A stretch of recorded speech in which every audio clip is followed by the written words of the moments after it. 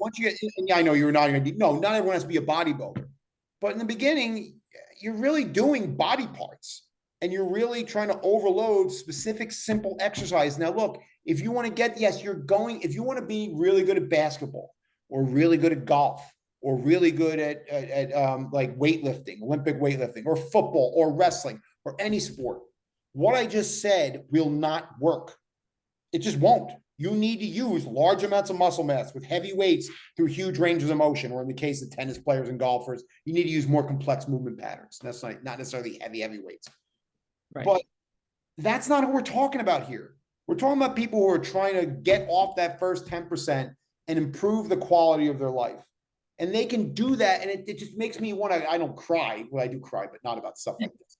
It makes me so upset that it's been made so overly complex and inaccessible by the field that I work in. Because it really, for the beginners, it isn't that big of a deal. It's like, I need an individualized program. You're a beginner. If it's a lat pull down versus a row because you have arthritis in your shoulder, you don't have the shoulder flexion to go up here, then fantastic. That's individualized. But it's not like you need a special N1, row here with the hand behind the head and the leg up in the air, and you got to do lat pull downs here for the iliac fibers. It's like, oh, I'm really getting. I should have the shoes on, but whatever. I got the special lat fibers. That may work for a bodybuilder who's got to get that one little piece of muscle, but for the average person, no.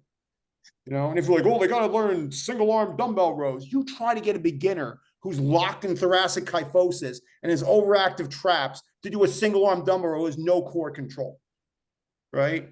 You're not going to build any muscle that way because you're going to spend the first 7 months just trying to get them into this position. But if you can put them on the freaking Kaiser row, right? You could put dead people on the Kaiser row and build muscle. You know what I mean? Because the thing is, you just sit in position and you do this. Not dead people, but you get the point, right? Or put them on a techno gym row or whatever.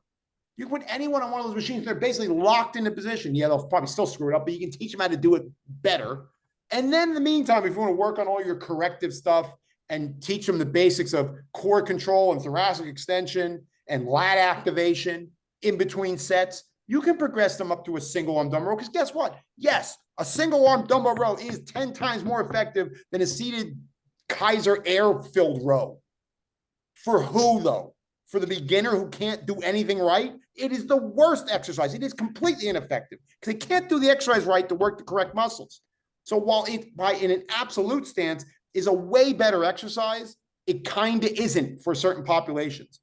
And yes, maybe one day we want to progress them up to that exercise. Maybe we don't. Maybe they use the Kaiser row, and God forbid to all the exercise neurotics, maybe they never need to do a single arm dumbbell row, so they hate themselves a little less.